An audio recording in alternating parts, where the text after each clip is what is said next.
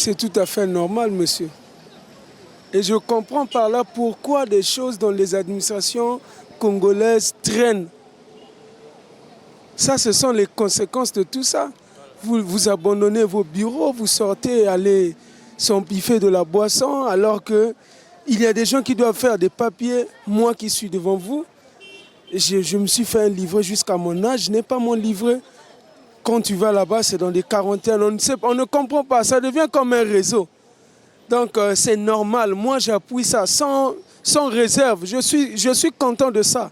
On doit le faire pour que le travail puisse avancer.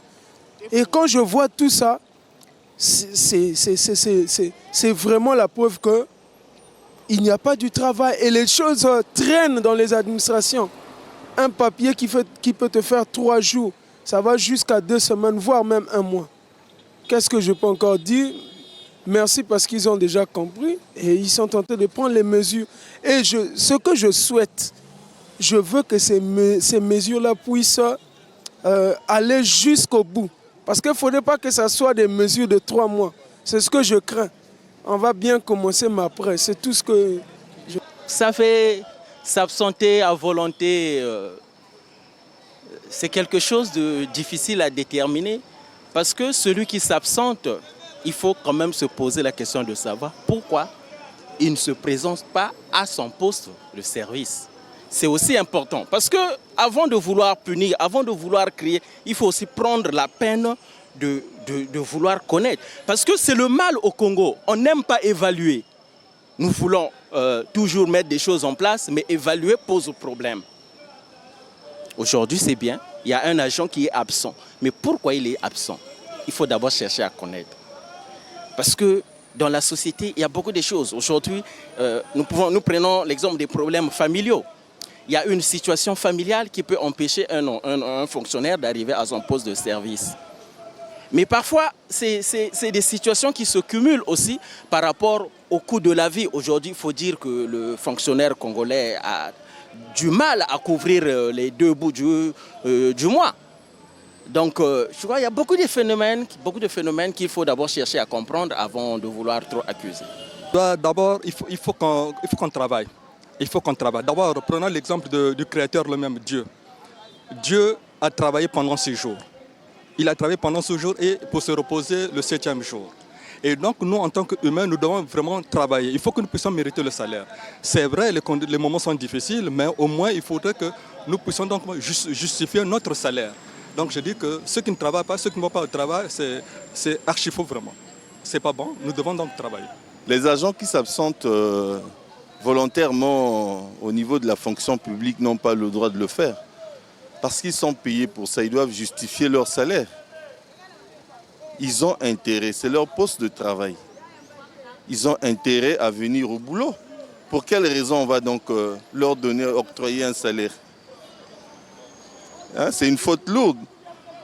C'est un abandon de poste qui doit être sanctionné. C'est sanctionnable. Ils n'ont pas le droit de faire un abandon de poste. Parce que l'abandon de poste, selon le Code du travail, est une faute lourde. Ils doivent justifier le salaire qu'ils perçoivent chaque mois. Je pense que je ne dirais pas un mot à l'endroit de ces agents-là. Peut-être aux instances, à l'endroit des instances dirigeantes. Parce que je pense que s'il y avait on pouvait mettre un peu de sérieux dans le cadre du suivi des agents de la fonction publique. Chaque instance devait avoir un programme quelconque pour suivre, responsabiliser tous leurs travailleurs. Je pense qu'il n'y aura pas de problème.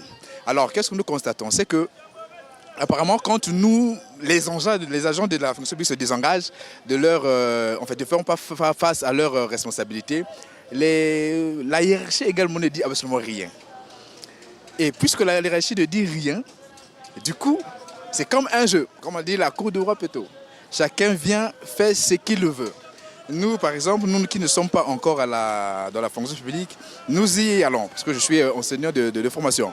Alors, on a déjà cette idée-là, que ceux qui sont avant nous marchent sur le même pas. Donc, ce qui veut dire que nous également, quand nous viendrons, nous marcherons sur leurs traces. une main ne lèverait jamais la figure, c'est ce qu'on dit. Alors, donc je ne viendrai quand même pas, même si j'ai cette volonté-là, je ne viendrai quand même pas bouleverser les choses. Et donc, si l'État pouvait être, ou les gouvernants pouvaient être plus sérieux, plus regardants sur ce problème-là, avoir peut-être mettre en place peut-être certaines stratégies de sanctions, et je pense que ce problème-là, ce phénomène-là ne se fera plus voir. Oui, mais ça fait partie des antivaleurs que je crois que le gouvernement est en train d'essayer de combattre. C'est condamnable parce qu'on veut être un pays qui se développe, qui avance. Et c'est parmi, en tout cas, les freins donc, au développement de notre pays. C'est un problème individuel, puisque c'est d'abord, c'est pas permis, puisque vous dites bien que vous êtes travailleur, nous sommes des travailleurs. Mais quand on est travailleur, on doit aller au travail, puisqu'à la fin du mois, on réclame le salaire. Mais si on n'a pas travaillé, ce n'est pas aussi bien. Devant Dieu aussi, c'est un péché. Donc pour ceux-là, je dois leur dire de changer, disons, de comportement, de bien se comporter. Puisqu'à la fin, quand on ne paye pas, on déclare le salaire, on n'a pas payé, il y a un retard de paiement, machin. Mais l'État en retour doit nous voir quand même dans nos bureaux travailler. C'est quand même réciproque. L'État nous donne le salaire et nous, à notre place, nous devrons travailler presque tous les jours, c'est-à-dire de lundi à vendredi. Donc c'est ça. Sinon, en tout cas pour ceux-là, s'ils n'ont pas cette culture-là d'être un bon citoyen, il faut qu'ils changent. Ils doivent travailler, ils doivent aller au travail. C'est une obligation. Ceux qui s'absentent au niveau de la fonction publique, donc sur le lieu de service, moi je trouve qu'il faudrait qu'il y ait une sanction. Il faudrait qu'il y ait une sanction. Le ministre de la fonction publique doit prendre des mesures strictes. Parce que là, déjà, il y a un manque à gagner. Il y a des gens dans ce pays qui n'ont pas du travail, mais qui veulent bien travailler. Mais ceux qui ont le travail, ils sont là sur le terrain. Quand tu arrives sur place, par exemple, pour délivrer un papier, quand tu arrives, le monsieur n'est pas là. Et ils font semblant de laisser parfois la veste sur la chaise pour faire comprendre aux gens qu'il est non loin du boulot, mais parfois il est à des centaines de mètres, ce qui est anormal, ce qui est aberrant. Mais pour pallier à tout ça, en fait, il faudrait juste sanctionner. Quand il n'y a pas la sanction, je crois qu'il n'y aura pas de solution. Quand il y a la sanction, là au moins ça attire l'attention de tout le monde et il y aura du sérieux partout. Ça effectivement c'est un problème, un grand problème qu'il faut, commençant par le gouvernement. Le gouvernement c'est un problème à avoir et tout le monde c'est devenu un fléau à combattre parce que ce n'est pas normal. Ce n'est pas normal, les agents, effectivement, qui chaque fin du mois, qui sont payés normalement pour leur fonction, au travail qu'ils font dans leur milieu différent administration, mais en fin de compte, qu'ils ne se rendent pas au service, ce n'est pas normal. Ce n'est pas du tout normal. Et je trouve qu'il faut revoir, essayer de mettre des commissions, si vous voulez, bien des comités en place, de suivi de ces agents, qui ne se rendent jamais au travail. Ben oui, bon, ils ont effectivement raison, parce que bon, en entreprise, dans le travail, il y a de ce qui relève des décisions tactiques, des travaux tactiques, stratégiques, opérationnels.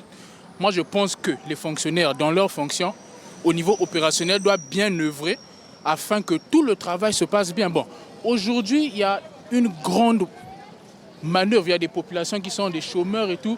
Vous êtes là pour travailler, vous ne travaillez pas.